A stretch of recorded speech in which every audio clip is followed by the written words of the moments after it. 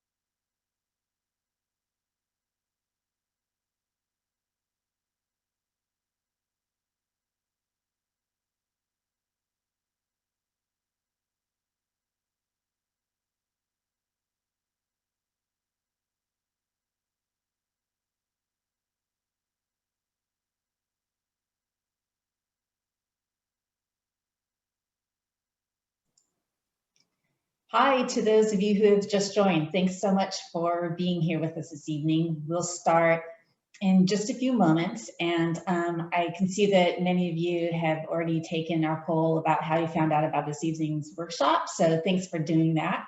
And we'll be going in just a couple more minutes. Thank you.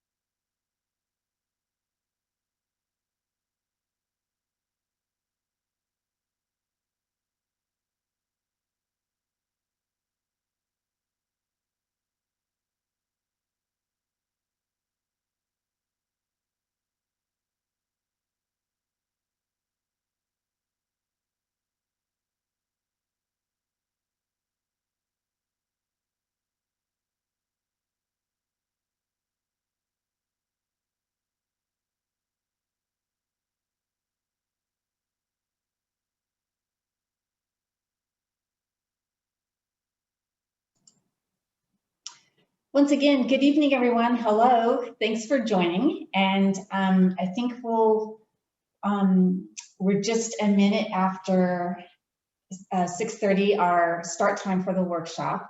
And I know people will still be connecting in. So what we're gonna do to start is we have a short video, it's just a couple minutes, that gives a real high-level overview of the Urban Water Master Plan update. So I think we'll roll that and then we will launch into the meeting. So we'll see you in a couple moments.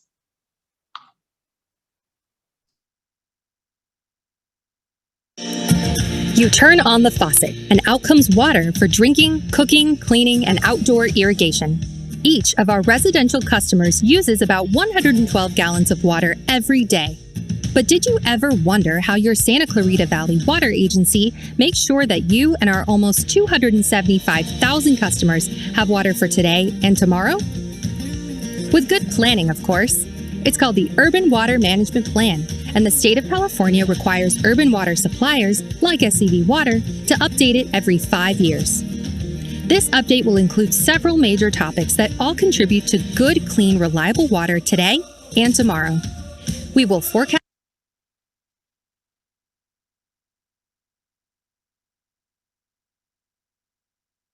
how much water we need to serve current and future customers, as well as plan for growth.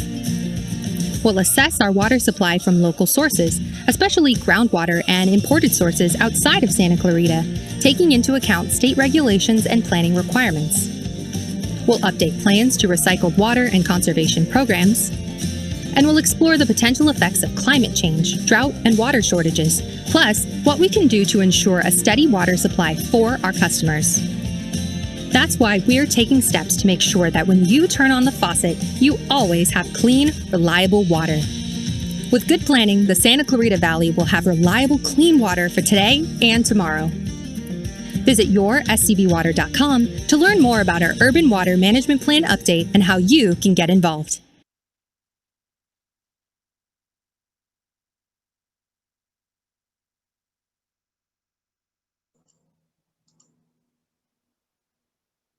All right, thanks for the help with the video. So more people have joined, so I want to make sure to greet everyone. Good evening, and thank you all for being here for this public workshop, which is being conducted by the Santa Clarita Valley Water Agency as part of the Urban Water Management Plan update. I'm Joan Isaacson, I'm the facilitator for the meeting. And there was a question about the recording of the meeting, and we will be recording it, and we'll be posting it on the website. And so it'll be easy to find. And on the screen, you'll see, you just go to the homepage at SCV Water, and in the right-hand side, there's a box that says Planning Efforts and Projects Dashboard, and you click there, and then you can just go to the Urban Water Management Plan update, and then that'll be your way to find the video recording of this evening's workshop. Let me go to the next slide, Kathy, thanks. Let me now give you an overview of the agenda for this evening's meeting. This is the second of 3 public workshops that we're holding for the Urban Water Management Plan update. And if you were here for our first workshop, the format will be similar, where we'll have presentations from the project team on different components and studies that are being done for the Urban Water Management Plan update. And then we'll break after each one for a Q&A. So for this evening, we will hear from our project team on the Urban Water Management Plan compliance with water reduction targets. And then next after that, we'll hear about the study looking at demand and conservation. And then our third module will be the drought risk assessment. And like I said, we'll break between each of those for Q&A before we wrap, and then we'll wrap up at the end. I want to let you know that we fully recognize that in a virtual format like this, there's not the same amount of interaction that we can have with community members. And so what we're doing to help offset that a little bit is we've set up a comment and question form on the SCV Water website. And so I encourage all of you to enter questions and comments online using this portal, either after the meeting or tomorrow or next week. And it's a really good way to communicate your input and your questions to the project team. Now I want to just talk a minute about the Zoom platform and make sure that everyone knows how to find the most important functions for the evening meeting. The two functions I want to make sure you know about are the chat function and the raise hand. So when we're in the Q&A, you can ask questions by typing them into the chat box, and we'll be monitoring the chat box and we'll pull questions and for answered by the project team. You could also just submit comments and your perspectives in the chat box. It doesn't necessarily have to be a question. Or you can raise your hand and then we'll put you in the queue, and then I can call on you and you can then verbally ask your question. And because we have so much content this evening, I'll ask that if you do join us verbally, that you stay as concise as possible. And also, I'm going to remind the project team to please keep your answers concise so that we can make sure to cover as many questions and comments as possible. If anyone is joined by phone, you can join verbally during the Q&A. You just need to hit *9 and to raise your hand, and then we'll call on you and unmute you on your phone, and you can jump into the conversation. Let me do some quick introductions of our project team so you know who you'll be hearing from this evening. So many of you know Sarah Fleury. She is the project manager for the Urban Water Management Plan Update and is with SCV Water. We have Lisa Madaus from Madaus Water Management, Lauren Everett from Kennedy Jenks, and then again, I'm Joan Isaacson, the facilitator from Kearns and West. We're just several of many consultants who are providing expertise in supporting SCV Water on this important planning effort. A couple of words about SCV Water. SCV Water is a water agency. It's a large water agency in the Santa Clarita Valley area in the northwest corner of LA County. And it's formed from 3 different water districts a couple of years ago: Newhall, Santa Clarita, and Valencia. And the agency now serves about 273,000 population. Because with the unification that's happened under SCV Water, the agency is now able to take a really broad, holistic look in their planning efforts. And there are a number of planning projects underway right now. So we've created a dashboard to make it really easy for community members to get information and to participate in these different planning projects, which are shown on your screen. And if we go to the next slide, you can find this dashboard where you can just click to get information. Again, it's the same place as I showed you before. Just go to the home page, go to that blue box on the right, Planning Efforts and Project Dashboard, and then that'll take you to the dashboard where you can click on those different icons for information. So for this evening, though, we are focusing on the Urban Water Management Plan update. And this is our second of 3 public workshops that we're conducting, and you can see the process here on this timeline. And now Sarah Fleury, who is the project manager, is going to give us a quick who, why, what, and where of the Urban Water Management Plan update, and then we're going to jump into those 3 presentations in the Q&A. So Sarah, on to you. Hello, everyone. Good evening, and thank you so much for taking your time this evening to join us and learn a little bit more about this process. So what is an urban water management plan?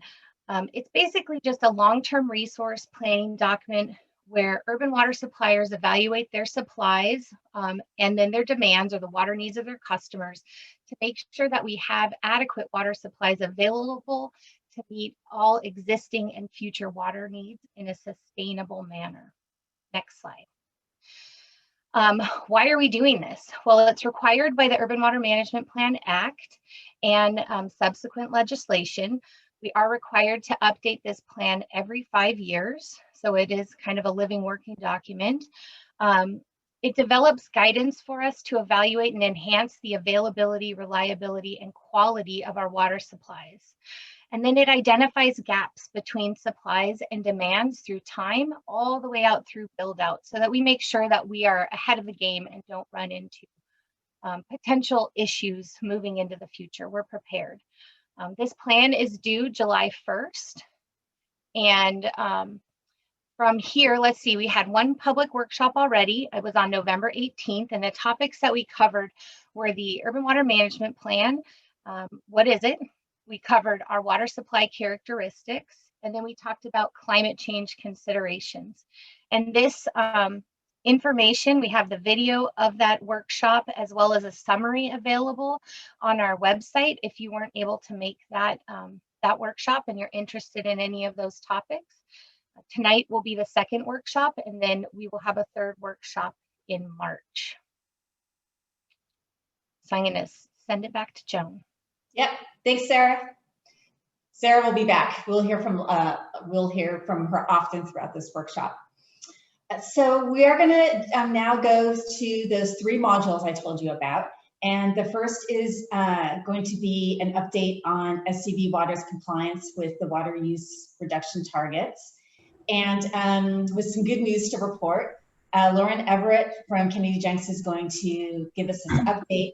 And I want to let you know that we've just found that it's a good practice for us to close the chat box during presentations. And that allows everyone just to really focus on the presenter and the material. Then we're going to open the chat box up when we get to the discussion and Q&A segments.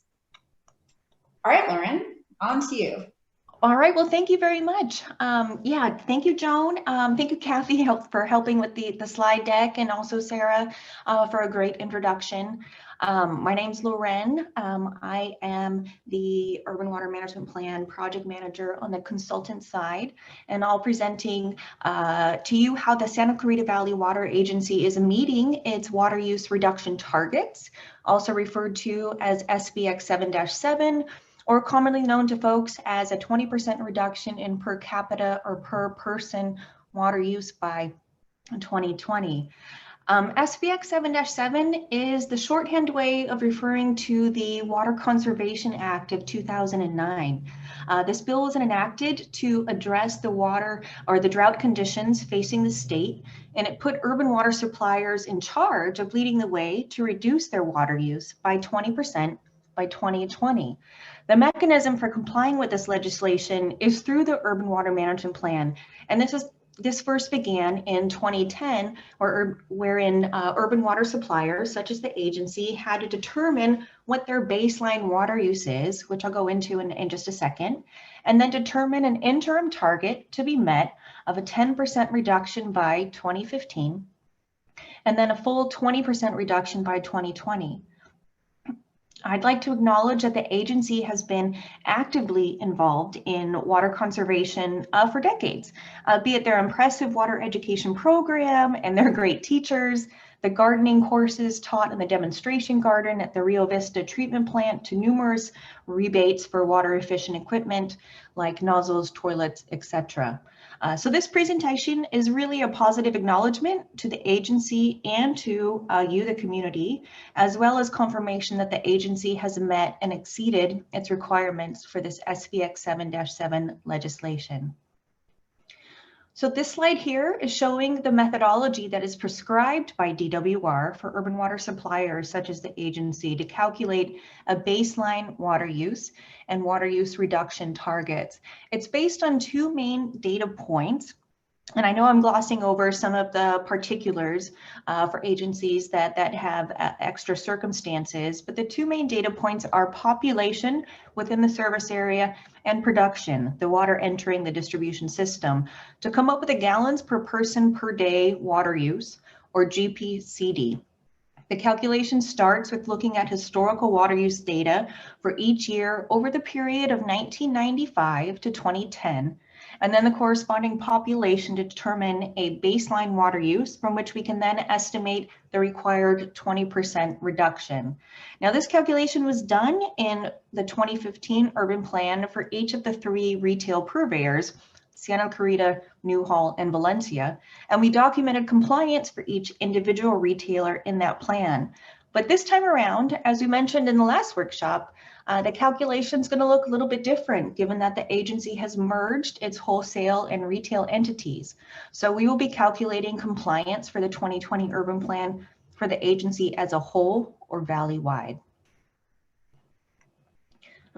Fortunately for us, DWR has provided guidance on how to address situations such as ours by specifically addressing mergers within its guidance documents. The guidance specifically states that if water suppliers merge between the baseline period, so that's 1995 to 2010, and the compliance year, which now is 2020, they can calculate a compliance year 2020 population weighted average of each individual system's water use reduction target in order to determine compliance as a single entity using this weighted average. And so that's what you see here on the left. You see the population for each individual service area for the retailers for 2020, and then the calculated per capita water use target. So that's what you see here. And the calculation shows on the right-hand side that the agency as a whole, Valleywide, has met its 20 target, which is great news. Next slide. So documentation of the agency's compliance will be presented in the 2020 urban plan. The 20% reduction, as just shown, has been met, and moreover, the agency, with the help of all of you, has reduced the water use per capita greater than the requirement, closer to a 25% reduction from the baseline water use. Compliance with this legislation will enable the agency to continue to be eligible for grants and/or loans. But this isn't the last step in terms of the state asking urban water suppliers to conserve water. The SPX 7-7 requirement was somewhat simplistic in that it looked at overall production and population without giving much attention to specific types of water uses. And so this is coming, and you'll hear a little bit more about this with Lisa Madouse's presentation this evening. The State Water Resources Control Board is currently developing water use objectives for different water uses. They've already established an indoor water use objective, which is 55 gallons per capita per day, to be reduced down to 50 gallons per capita per day over time.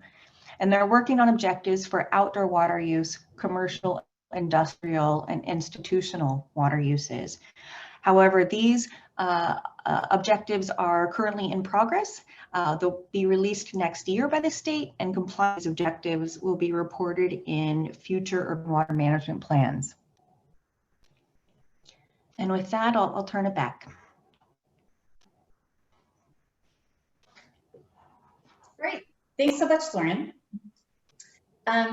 So we do have a couple of questions, or a couple of minutes now for questions for Lauren about her presentation and what she had to report. And so this is where we get to look at a couple of different areas to see. We're looking at a chat box, we're looking at raised hands, and one of my jobs as a facilitator is to balance that. Looks like we have hands up from Stacy and Alan. Stacy, do you want to go first? And again, I'll ask if you're joining us verbally, and we're all going to work to stay as concise as possible so we can cover as much ground as we can during the meeting.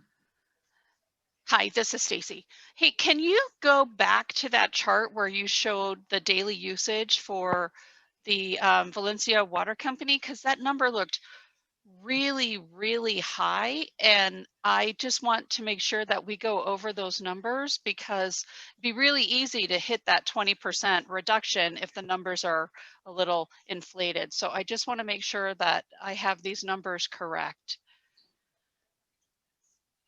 Sure, thank you for Can you talk to this slide a little bit more?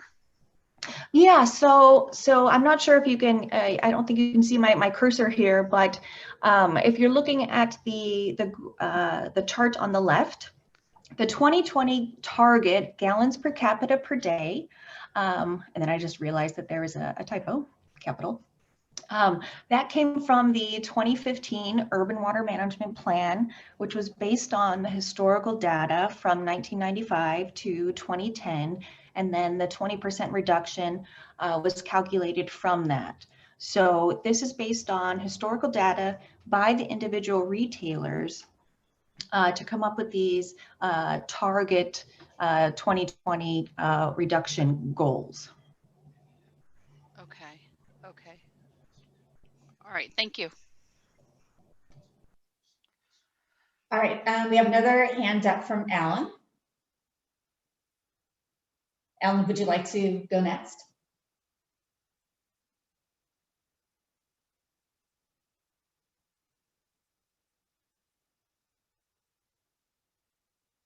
Jack, if you could please help make sure that we're unmuting Alan so he can ask a question or provide feedback, that'd be great.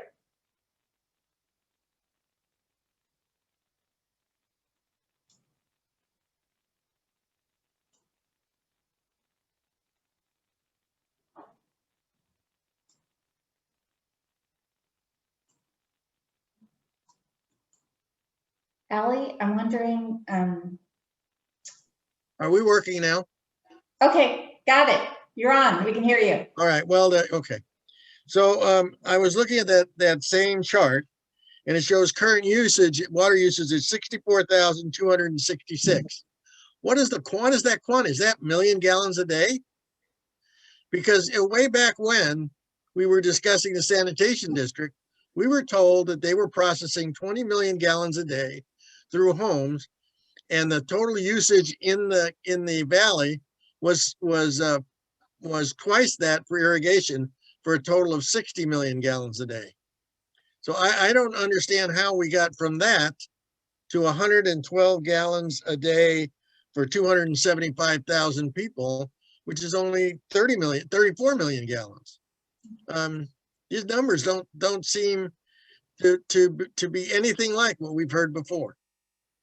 Ellen, I appreciate your question, and now I am underappreciating this slide because I think I needed to add some more detail onto it. So the 2020 total water use is acre feet per year. But I think you are calculating more quickly than I can understand probably the depth of your question, but it is in acre feet per year. All right, thank you. Thanks, Alan.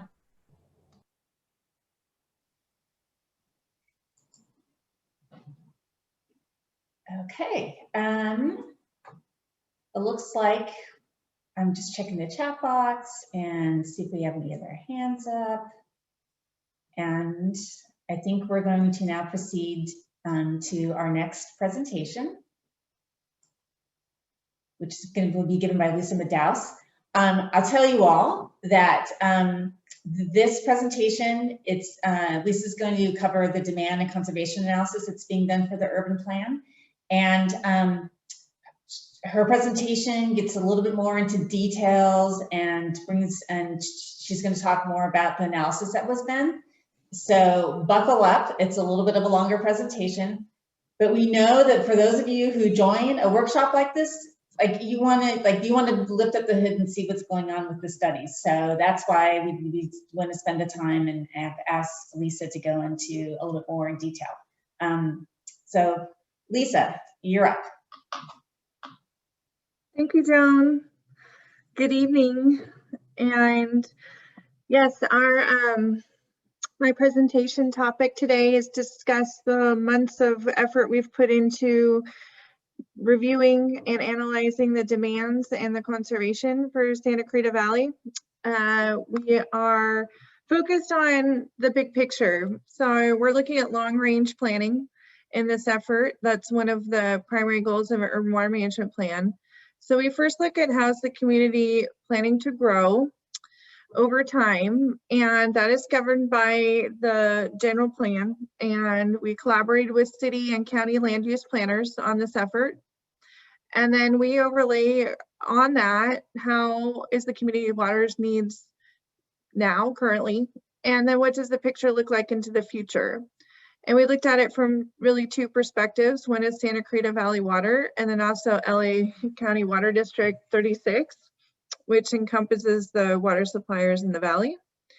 I'm going to go over a couple of important definitions as I'm talking, so I wanted to kind of define those for you up front. One is I'm going to be talking about water use, and that's really the simplistic term of water from your customer tabs. The other is consumption, and that's really what we mean that comes through the pipes, and that is through metered billing to the customers or through authorized consumption by customers. I'll be talking about demand quite a bit. You'll see that word throughout. That really means the needs of the system, and we'll talk about total demand. We'll talk about something called potable demand, which is drinking water. We'll talk about what's non-potable demand or recycled water, which is lesser quality used for outdoor water use. I'll also be talking about the word production, which is essentially total water use or water produced through the system into the distribution system to carry it through the pipes to the customers. So next slide.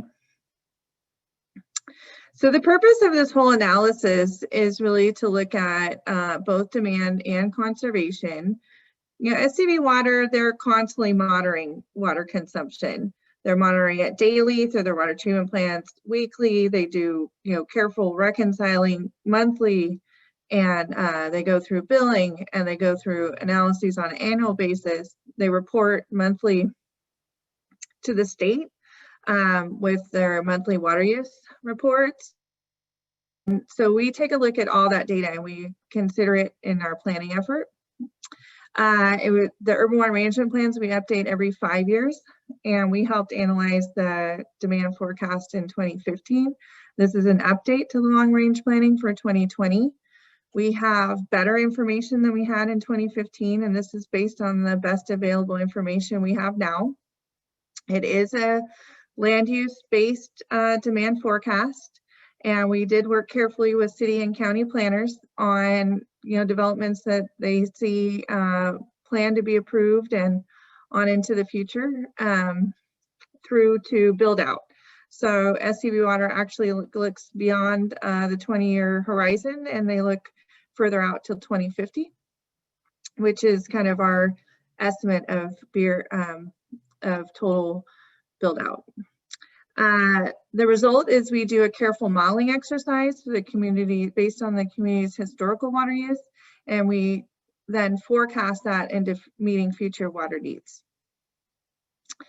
We do this in kind of a process and a study. We first look at historical, and we're looking at post-drought based demands right now in the most recent years. So that's in years mainly focused in 2018 and 19. And as we know, this year was kind of an anomaly with people working from homes and businesses closed and things. So we focused mainly on 2018 and 2019, but we did look at the full history going back to 1995.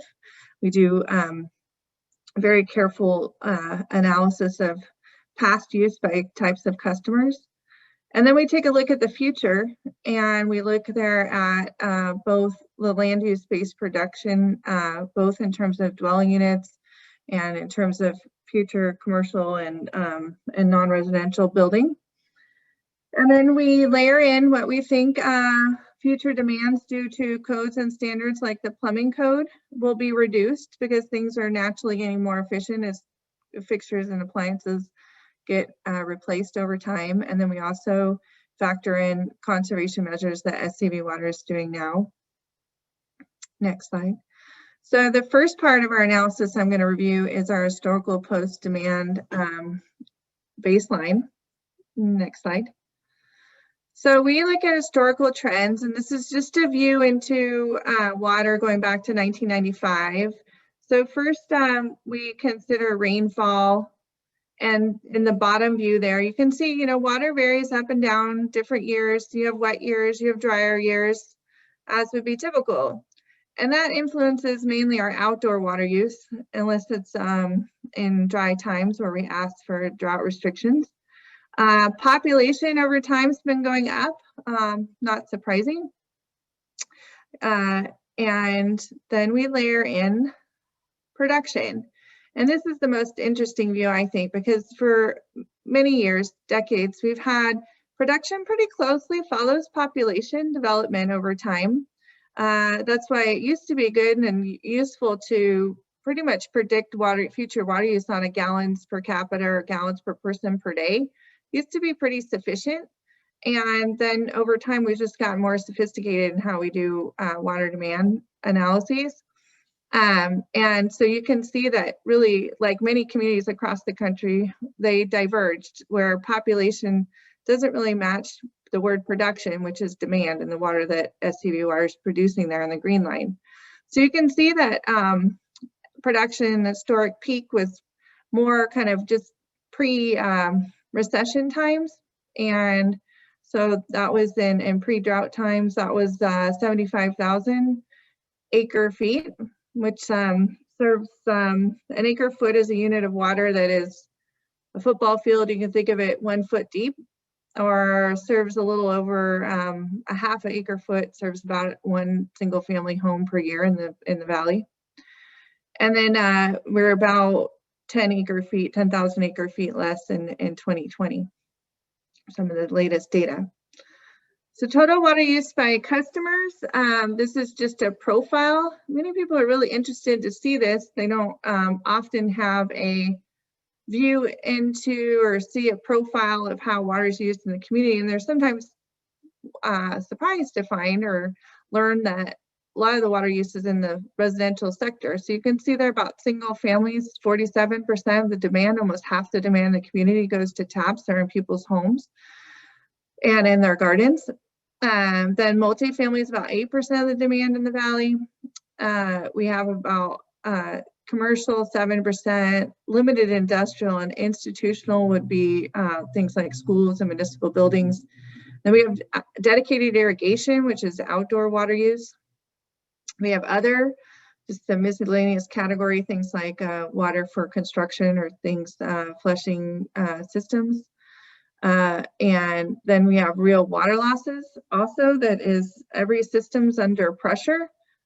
You don't want a water system that's seeping in water, right, for water quality from your soil. So all water's under pressure and they all leak. They all have background losses and then active leak detection programs to find and fix leaks. SCV Water, kind of an industry rule with them, is 10%. They're currently under that. And there's a requirement by the state to have a system water audit. And SCV Water does that and has a water loss control program in place. And then they also have 1% recycled water as well, that when you see the future view will be growing. Next slide. So now we turn to what does the future look like? And we do an analysis that is very bottom up. Next slide. We look for using the land use based projection, and this is based on the Santa Clarita Valley General Plan. As I mentioned, we work with city and county planners. We overlay on top of that water demand projections. That's informed by how your customers, different types of customers, are currently using water. That came from an analysis of your historical demands by different gallons per account per day. And then we layer in future conservation and changes or adjustments or things that we think are going to influence future water demand. And in the end, we end up with a total demand that's reduced based on planned conservation that we can quantify. Next slide. So this is a view of the modeling that we do. It's based on what's called a decision support system least cost planning model. It was originally developed in Australia. We've used it for more than 2 decades. It's been well tested, and it basically breaks down customer categories into single family, multifamily, business, industrial, irrigation. Different types of customers are the model inputs. So it's your community's water use. It's very custom based, and we use a base water use of 2018 and 2019. Then we feed in are the population and employment growth projections that come from an estimate of the land use that's growing. And we also have considered a short-term drought recovery. We're still not that far from the 2013 through 2016 drought. And then we project the demand going forward. We add in passive conservation savings and codes, so that's a reduction in demand. And then we also considered and quantified the continuing active conservation. In the end, we end up with demand forecasts, both by customers categories, and then we split them into indoor and outdoor use and different types of customers categories used. And in the end, we end up with a full forecast, which you'll see the output of later. Next slide. We do include also the benefits of conservation and recycling. So we take potable demand and we subtract off all the conservation savings. And then we end up with potable demand with conservation accounted for. And then we add in recycled water demand, which is added, and in the end we end up with the total demand overall. So that's potable demand plus recycled water demand to give the full picture for the community. We did make a couple of adjustments to the future demand forecast that we felt were appropriate. The first one being climate change. This was a direction and recommendation from the California Department of Water Resources. They gave us different tools and information and related to climate change that we can expect. Many communities are now forecasting that. We did not incorporate that in directly or quantifiably into the 2015 forecast, but we did for 2020. We also did weather normalization. We accounted for a small factor on drought rebound, and it says and that we accounted for the work at home shift. We think a small fraction of that may still be continuing long term. The state has passed laws related to growth and development at the state level that are now allowing local approvals of things like garage conversions and add-on units. And so we made, those are called accessory dwelling units, and we made it an accounting small factor for some indoor water use for those types of new demand coming online on existing accounts. We also did a research project to look into irrigation demands and found that their community was overwatering, and we quantified that and gave a factor for that, and that also helped us quantify what outdoor conservation potential is available. Next slide. So we had projected out use as a profile will shift some in the year 2050. This is a look with demand, climate change, but without conservation in it. The mix will shift a little, you will see, but principally that's because we're bringing some recycled water is going to expand for the community for common area irrigation and street medians and things like that, parks. The single family will shift and multifamily, but you'll still be about half the demand in the community is residential, and then the rest will be non-residential. And again, real losses. This is things like dedicated irrigation and recycled water, and your commercial, industrial, institutional stays pretty stable and grows at a similar rate. So it's forecasted. So then for conservation savings, we wanted to just explain a little more how we accounted for that. Go ahead. The first thing is passive savings that come from codes and standards, and there are a number of them. There are state standards which come from new building codes like 2019 Cal Green. So all new development will be more efficient than buildings that were certainly built in the 70s and 80s and into the 90s. We have a really strict and one of the most progressive building codes in the country called Cal Green. There's also the Energy Code, Title 20, that controls efficient fixtures like toilets and shower heads and clothes washers. Senate Bill 407 is a retrofit or resale. And this all builds on the Federal Energy Policy Act, and there's a few things that get picked up in that as well. SCV Water has their own some standards that they apply, which is like a water count change and retrofit on resale, new development, submetering, and landscape and irrigation codes they're tracking. The current conservation program is envisioned to continue.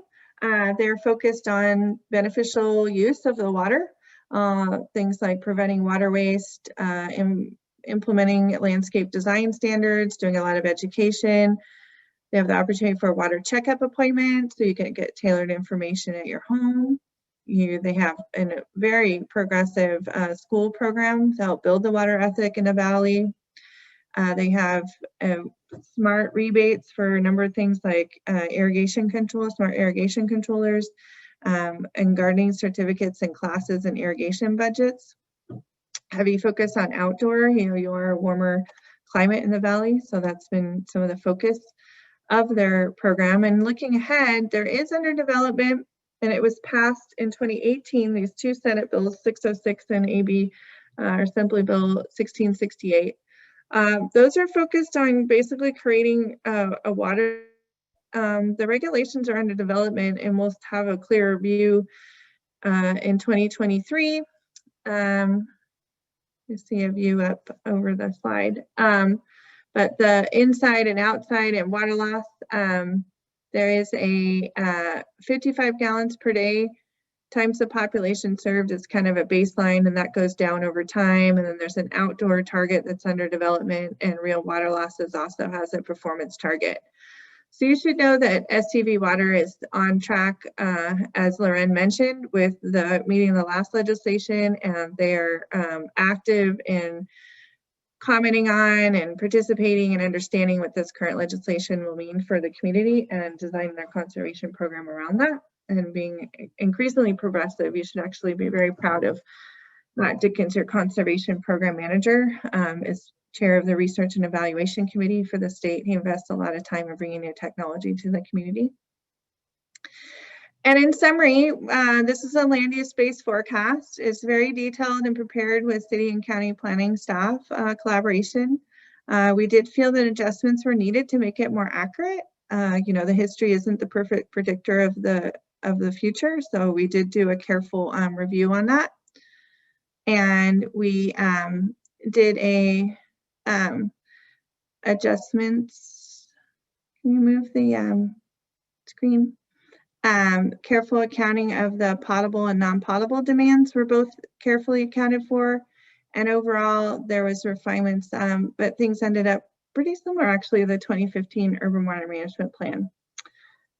So that's the summary of our analysis, and the results here, which is what some of you wanted to see, is the historical demand there is in blue.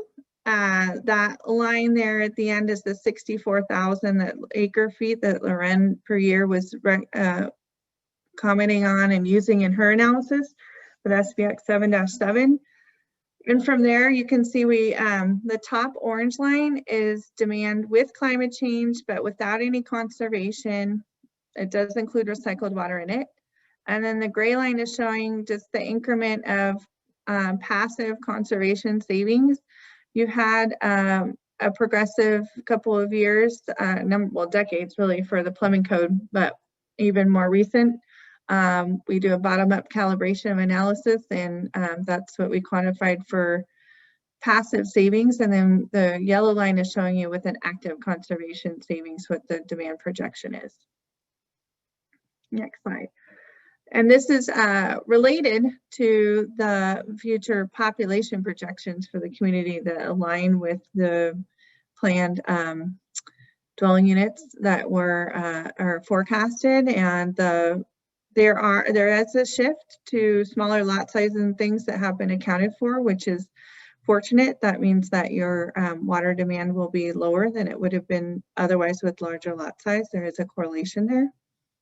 And so you can see the blue line there is the historical population, and you pretty much stay on a similar trend line for the future and we're showing a comparison for 2015 to 2020. Both population projections are pretty similar, the difference being that accessory dwelling units for the most part.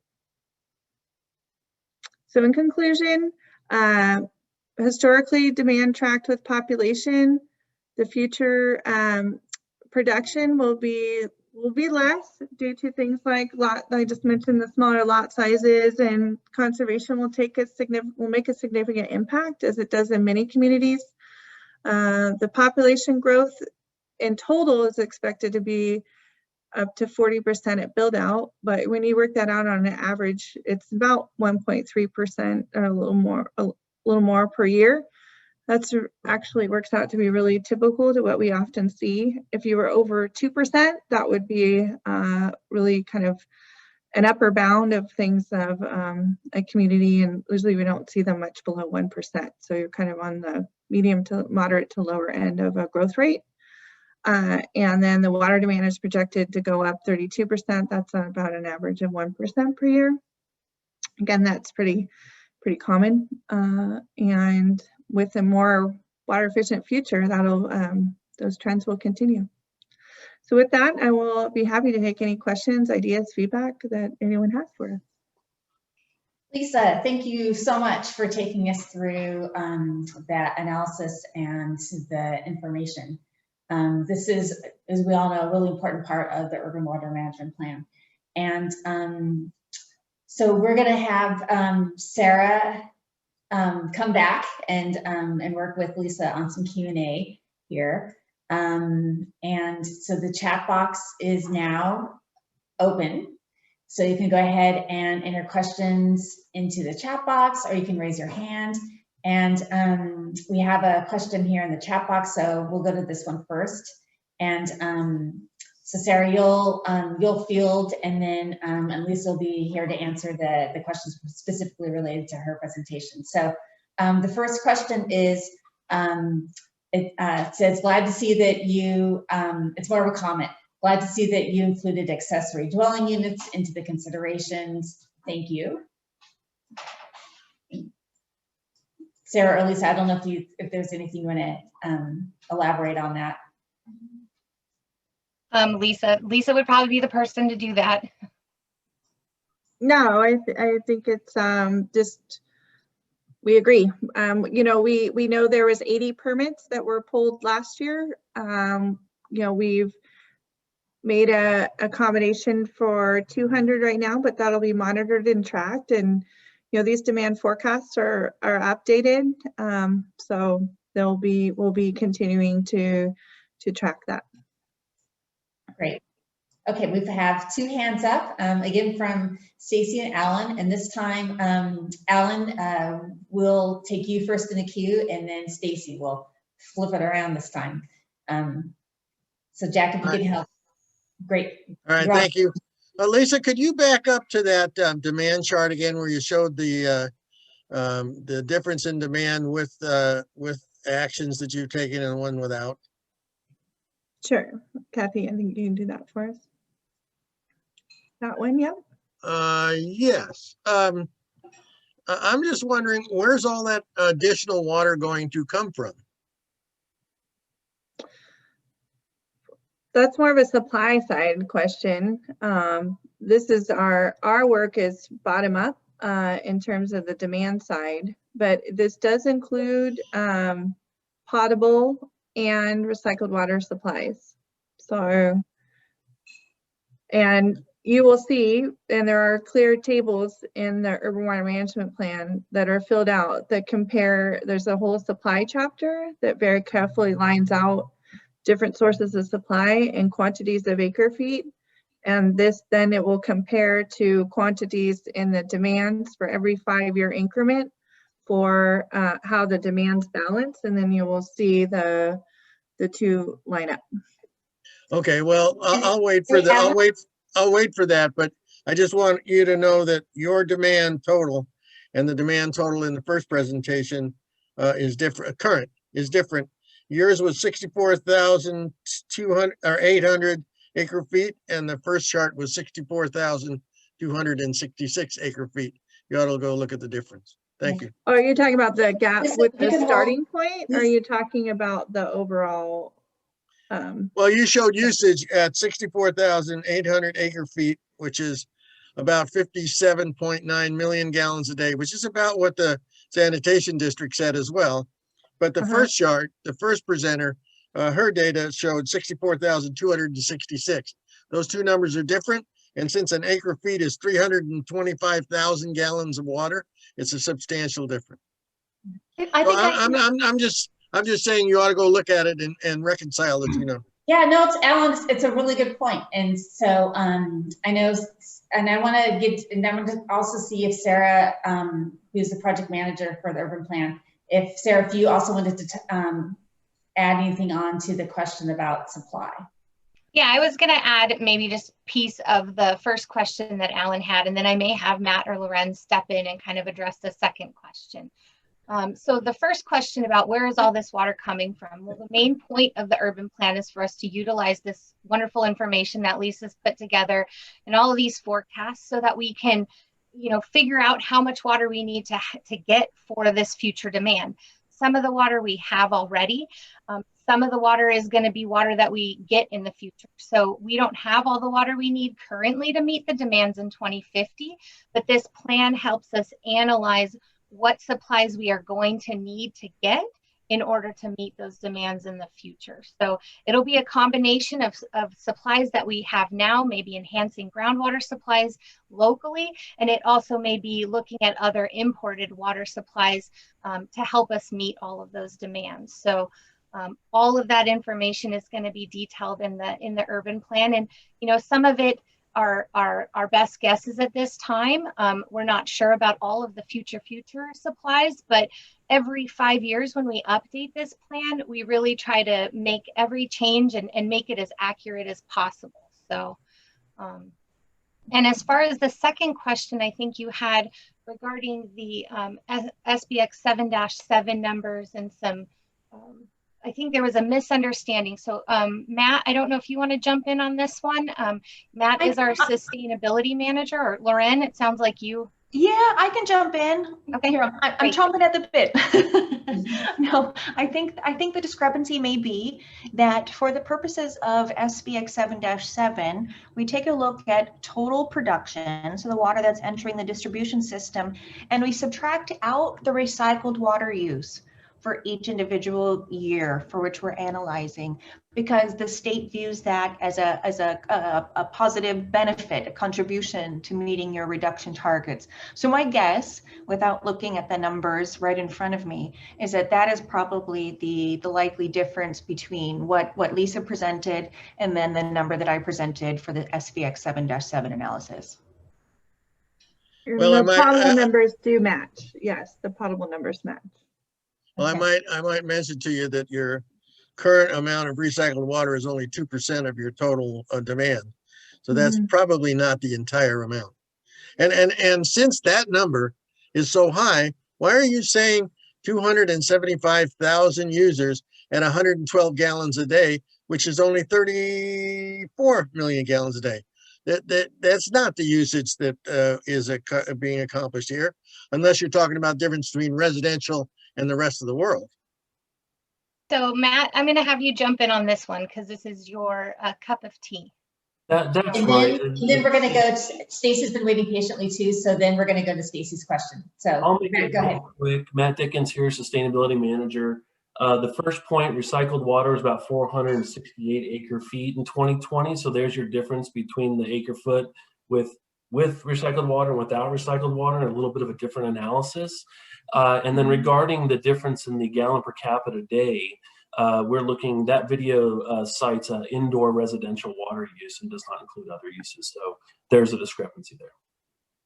All right, thanks for that, Matt. Stacey, you've been waiting patiently. We're going to unmute you and you can join the conversation here. So same slide, please, that you were on for Alan, if you would. And my question is about the recycled water. Where can we find those numbers? Because I'm not sure that I've ever seen numbers representing the amount of recycled water that you have charted here. And I'm not sure if that's a Matt question or a Sarah question or a Lauren question, but yeah. I just want to know how you're calculating that recycled water and where we can find the variables that you use in your mathematical equation. So, yeah, Sarah, why don't you start us off? Yeah, so as far as recycled water estimates go, we did have some estimates in our 2015 urban plan, and since then a lot has changed. So these are updated estimates. I believe that Lisa is using information regarding our new drop estimates, where we're trying to look at taking water from only new development to be able to use into the future. And so all of this information is going to be detailed in the plan. And then Lisa, if you want to add anything as far as that goes. Yeah, that's right. So we were doing, this is potable and recycled added together. So this is a total for both types. And the reference for the recycled water is the recycled water master plan. So, and then the potable demand is, as I was sharing, was developed for this effort. And the difference, the cursor, I don't know, can you see the arrow? But 2020 does match up. It's the small increment of recycled water and the potable water, the same potable number that Lauren's using is the same potable demand number that we have as well. And then the little gap between the two is just representation of the adjustments that we felt were appropriate. Then we were talking about things like accessory dwelling units and weather normalization, things like that. All right, thanks, Lisa and Sarah. I'm looking through, see if we have more questions raised. I don't see any more questions. I'm just gonna pause for just a moment in case anybody wants to type another question into the chat box, perhaps. It's a great way to communicate on these virtual platforms.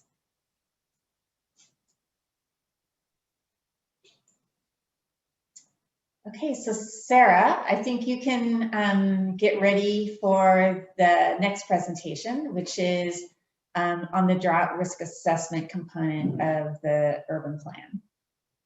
Okay, good evening, everyone. So I'm going to give this last segment of the workshop, and it's regarding our drought risk assessment. Next slide. So the drought risk assessment is really one of many different reliability assessments in the urban plan. As Californians, we are very accustomed to the cycles of drought, and moving forward, we know these cycles are going to continue. Now, the fundamental purpose of preparing an urban plan is really assessing our water service reliability to show that SCV Water can meet the water needs of our customers with water supplies under varying conditions. So we're going to talk about what water supply reliability means, what the urban water management plan requirements are, and then dive into the specific drought risk assessment that will be included in the plan. So again, the urban plan is focused on maintaining basic water reliability, which is water availability for all health and safety needs. So real simply, just imagine that this barrel represents Santa Clarita's water needs each year, and the rainbow buckets represent our different water sources, which can be used to meet those needs. Now, the more colored buckets we have, the more diverse our water supply is, and the more options we have to fill the barrel every year and meet demands. So no matter what type of year we have, wet or dry, it's Santa Clarita's responsibility to make sure we fill that barrel to meet Santa Clarita's water needs. And we do that using a variety of different uses from the rainbow buckets or our different water supplies. So reliability really means that no matter what conditions we encounter, Santa Clarita's health and safety water needs will be met. Next slide, please. So SCV Water and urban water management planning continues. So the water codes are really the legal requirements that water agencies have to comply with. And there are many different water code requirements throughout the urban plan. For 2020, in addition to a lot of reliability scenarios included in the plan, there's a new provision that directs suppliers to prepare this drought risk assessment. And with all of the assessments that we're doing, we must include a description of where our data is coming from, what our methods we are using to analyze this information. We need to give descriptions about the supply shortage conditions and and where that's coming from. We also need to look at the reliability of each of our sources in detail. And then we need to show that we're making a comparison of our water supplies and needs during and water needs during the drought. So, overall, I think like Lisa said, nothing new has really changed as far as SCV water planning goes. Historically, the urban plan did require that we look at multiple dry years, but this is the first time that we have been required to document a 5-year consecutive drought period. Next slide, please. So what is water supply reliability planning? It's really what if planning. So if X, Y, and Z happen, can we meet the water needs of our customers? And to do this, the state has us look at our water supply reliability from many different perspectives, long-term planning as well as short-term planning. So as far as long-term reliability assessments go, this is where we're looking out to meet the demands through build-out. It's a 20+ year analysis. How much water do we need to meet the demands of everyone when the valley is built out? This is something that we are going to cover in the 3rd workshop. So if you're interested in this analysis, we will have that at the 3rd workshop. Short-term scenarios are more near-term assessments. We look at single dry years. Can we meet the demands in a single dry year? Can we meet the demands in multiple dry years? What's happening this year? Can we meet the demands this year? And then the drought risk assessment kind of falls into this short-term scenario as well. And overall, what these scenarios do is allow us to identify problems before they become acute issues. And it provides a rationale for future decision-making related to our supply and demand management and then project development.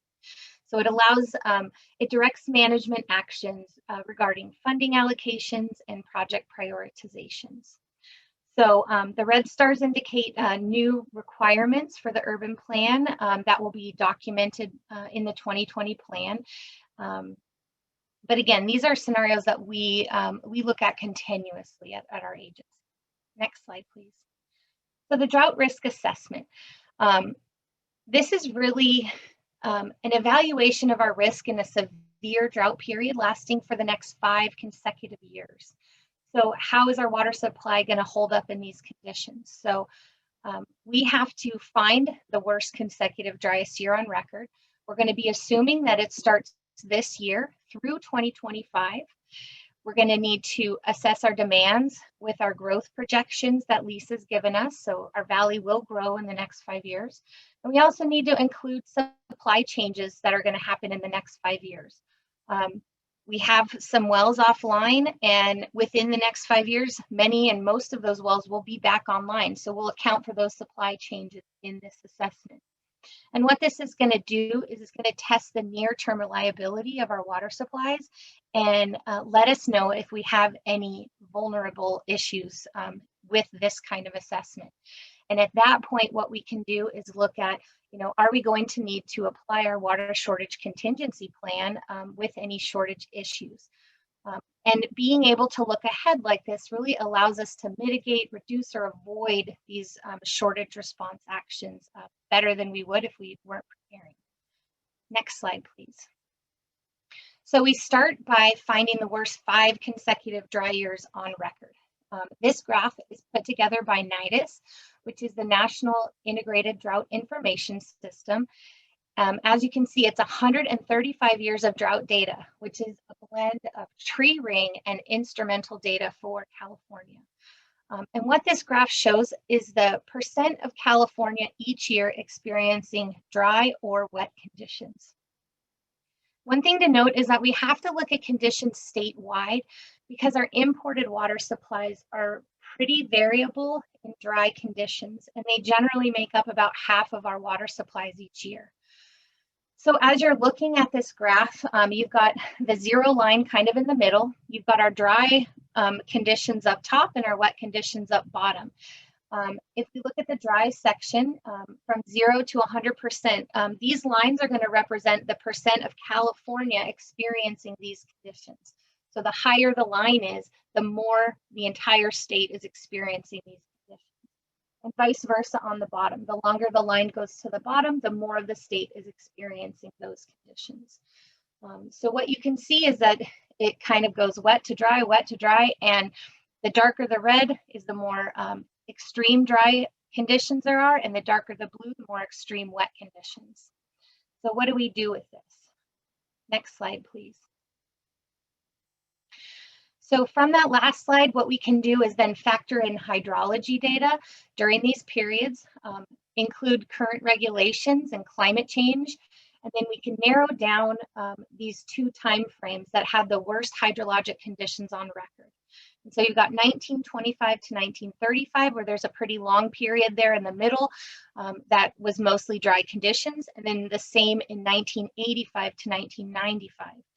And of the two, the 1988, or the green circle, kind of highlights 1988 to 1992, which we found was the worst year, the hydrologic drought period on record. One thing that you'll notice in this this circled area is that there's some blue and green sections as well.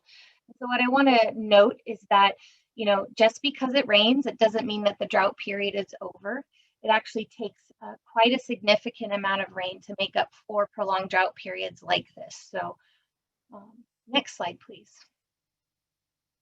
So this is a process slide, the steps that SCV Water is going to take throughout this drought assessment. Basically what we do is we take the drought conditions that we just talked about and we apply them to our imported and local groundwater sources. What we can do then is evaluate how much of our supplies will be available in these conditions, and that's going to give us our total projected supplies. From there, what we're going to do is evaluate what are our projected demands. What are the customers going to need throughout these drought conditions? We put those two numbers together, and because our imported water, like I said, is going to be impacted pretty severely during drought conditions, as it has historically, we're going to need to augment our supplies with some of our dry year water supplies that we save and have available for these kinds of conditions. So we're going to turn to our imported sources where we have water banking programs that have water in them that we can use during these periods, and also water transfer programs. And locally in drought conditions, what we can also do is increase our groundwater pumping if we need to. This isn't something we can do all the time, but groundwater generally isn't affected by drought conditions as much as surface water, like our imported supplies. So that's an option as well. From there, once we augment the shortage that we're seeing, we'll look and see, are we still short any water? And do we need to turn to our water shortage contingency plan? And what I have listed here in the shortage plan, we've got no shortage all the way to a stage 6 shortage. These are the different levels within the water shortage contingency plan, and they range from a 10% water supply shortage to an over 60% water supply shortage. And one important thing I want to note is that the water supply contingency plan could be triggered by a drought, but most of the stages in the water shortage contingency plan are really meant for more catastrophic events like earthquakes or large distribution outage events.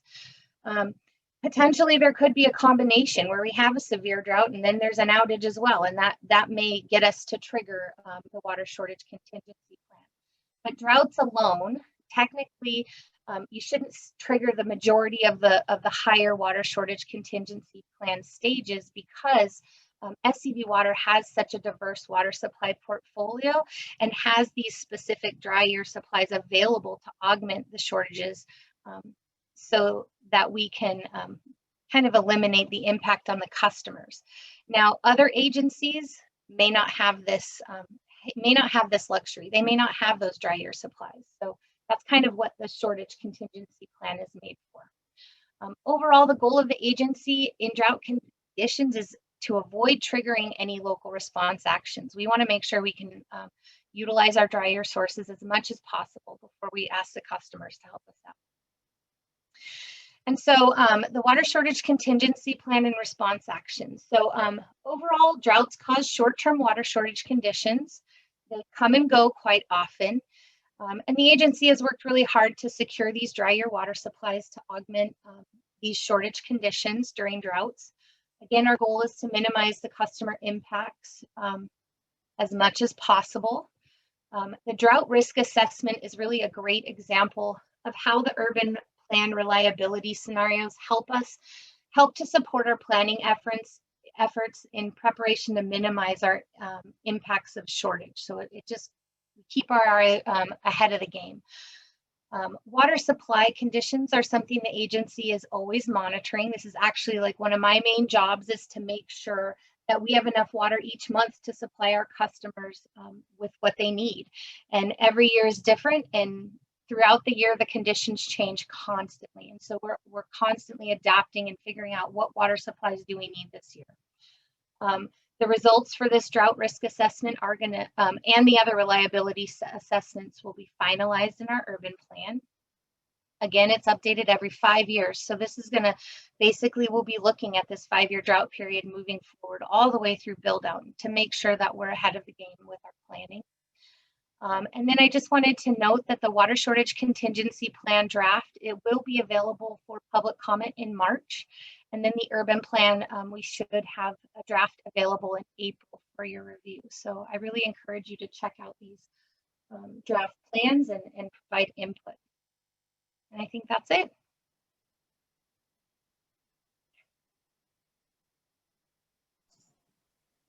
All right, Sarah, thanks. And I want to let everyone know too that SCV Water will continue to send out announcements and use social media to let everyone know when the draft documents are available for public review. So we'll make it as, we'll try to use all possible means to get the word out to let you know about that. We do have some time for questions for Sarah on this last presentation about the drought analysis. And so you can type your question into the chat box or raise your hand. That's worked really well so far this meeting. And thanks to all of those who participated. Okay, we've got a question here from Stacy. Sarah, are you ready? I am. Okay, great. So the question is, has there ever been a time when the agency was denied access to banked water in a dry period? I am about 7 years I've been at the agency. And so I may ask for help with this question. As far as I know, I don't know if there's ever been a time we've been denied access to our banked water. I do know early on in the banking programs, we had a lower priority as far as getting our water to us. So we were challenged in 2014 with getting the amount of water that we wanted to, but we since then have been able to develop our drought wells at the Rosedale facility. And so it has increased the amount of water we can get every year and has also raised us up to a first priority. So basically that means that we're the first, we can get it when we need it. And we're not going to be second in line, I guess. So I don't know if Dirk, our water resources director, has anything to add to that. He may know more history, but Sarah, I think you covered that nicely.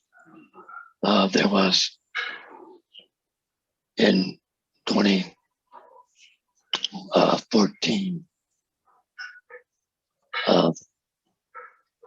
when we would have liked to have recovered more water out of our Rosedale program. There were some contractual disagreements that were still being worked out on the program, and as you said, since we've resolved those with the construction of new wells that are specifically dedicated to the agency.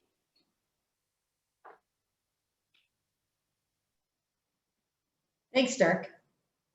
I've got a question here that someone sent to me in an anonymous way. So if you would like to do that, and that way the question just goes to me and doesn't go into the chat box. you can find my name, Joan, in the on the list, and then you could just click on that and then just send it to me if that's easier for you. So Sarah, this question, I think you're gonna start with this one too, and it's two-part. So the question has to do with the timing of new development and water supply. And the question is, as new developments are brought online, will there be additional water supplies? And if so, what are the new sources? Okay. So as new developments come online, we already have some water sources that were actually meant for some of those new developments. So those have kind of already been included. And then I believe that every new development must also bring water supplies, or if they're large. So Dirk, I might need your help on this one, how that works specifically. So, as a general rule, you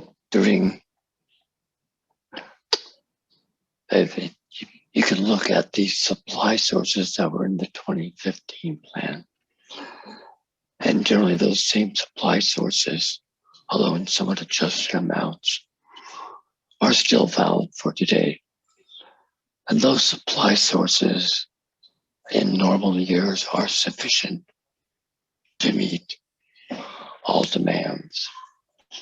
So these are long-term investments that the agency has made in state water project facilities, in our water bank, in water purchases such as our Buena Vista Rosedale supply.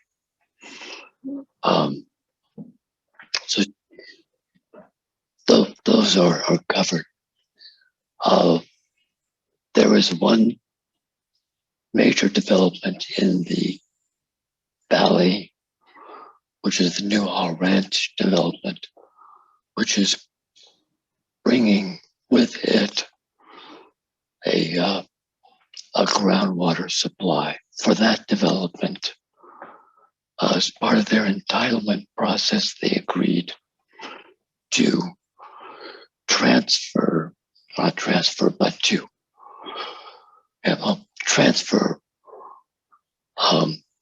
the agricultural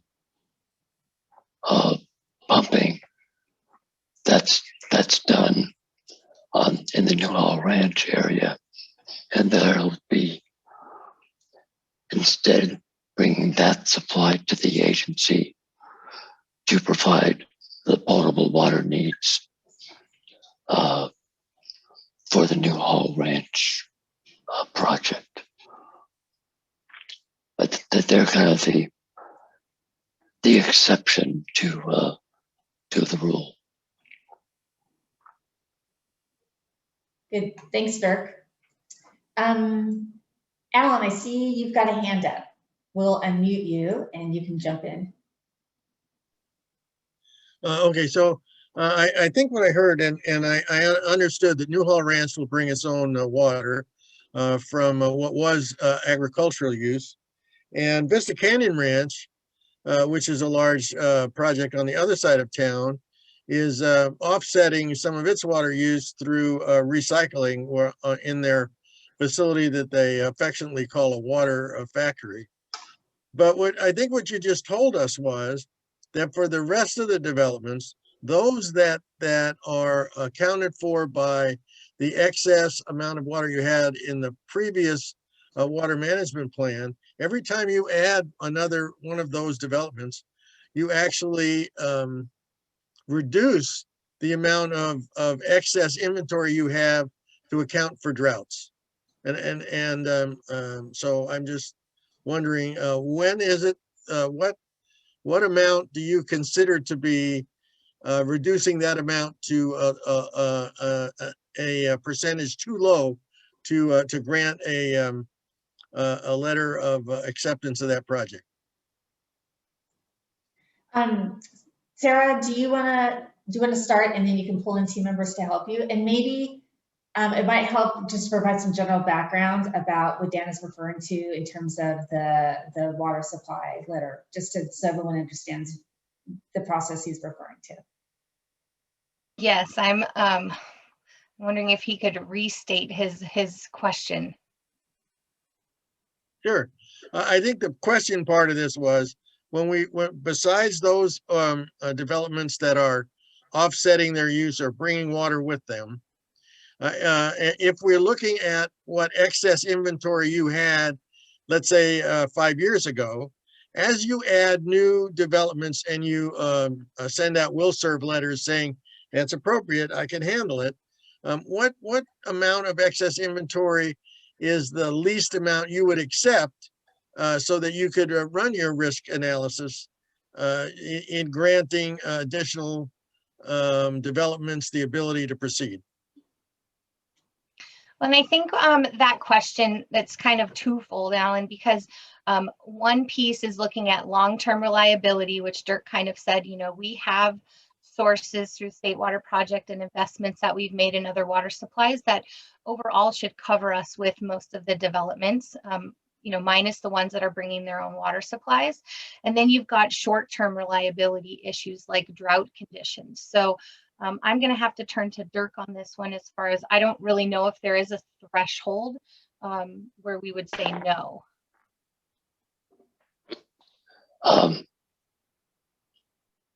So I think that in part is a policy question that we haven't had to deal specifically with. In general, we see that when we look at our urban plan, that our demands are sufficient to meet those supplies. The board hasn't adopted a specific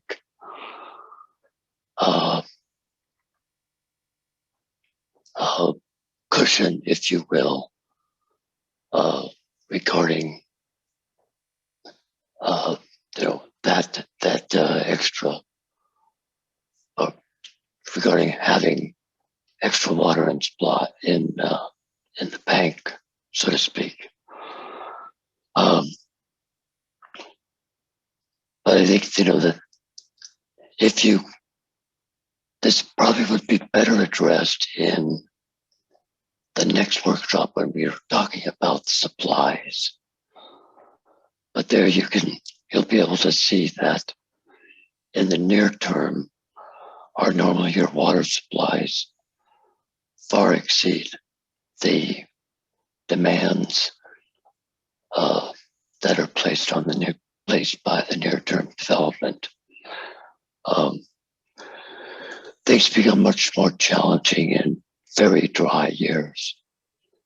And there, as Sarah indicated earlier, the agency will be looking to supplement its dry year water banking supplies. But I think, again, this would probably be a good question or discussion to have at our next workshop, where we can lay out to all the participants the various sources of supply. Thank you, Dick. And I know we're coming to an end, so thank you. I know I didn't ask exactly easy questions. I want to thank you for your responses. Welcome.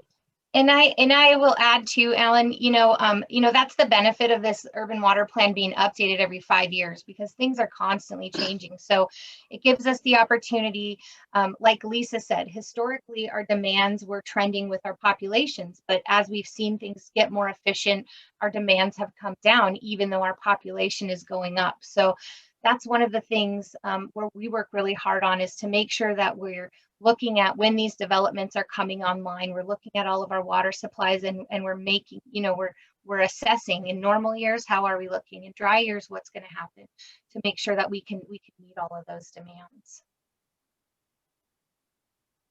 We are getting to the point in the workshop where we're getting to wrap up.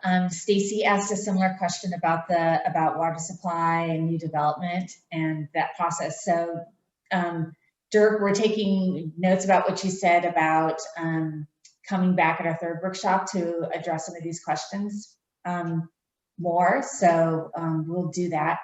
And I want to let everyone know that for each of these workshops, we do create a summary, and the summaries are posted on the website. You just follow through the dashboard, and they're pretty easy to find. So Kathy, if you can help with the wrap-up slides, that'd be great. I want to remind everyone, this is the timeline we showed earlier in the workshop, and you'll see that our third public workshop is scheduled for March. The specific date has been established. I just don't remember it. So if one of the project team members could put that in the chat box, that would be really helpful so everyone can mark their calendars. And I want to remind you about the comment and question form that's on the SCV Water website, and you just follow the dashboard to the Urban Water Management Plan page, and you can easily find the comment form. So we hope lots of people use it. And we just want to say thank you so much for participating in this important meeting, for this important planning process. We just can't tell you how much we appreciate you. We know there could be lots of other things that you would be doing on a Wednesday evening, but we really value that you decided to spend it here with us and be part of the SCV planning process. So thank you. Oh, there's the date for the third workshop. It'll also be virtual, so it's March 22nd. So please mark your calendars, stay involved, stay engaged. And the last thing I'm going to ask, our last request, is if you can continue to let your friends, colleagues, neighbors, family members know about SCV's efforts to involve the public, especially in the Urban Water Management Plan, and let them know about the meeting on March 22nd. We would really appreciate it. It's a little harder to get information out during the pandemic, so we're really finding that word of mouth helps a lot. So thanks in advance for your help with that. And with that note, good evening, and we'll see you at the next workshop. Good night, everyone. Thank you.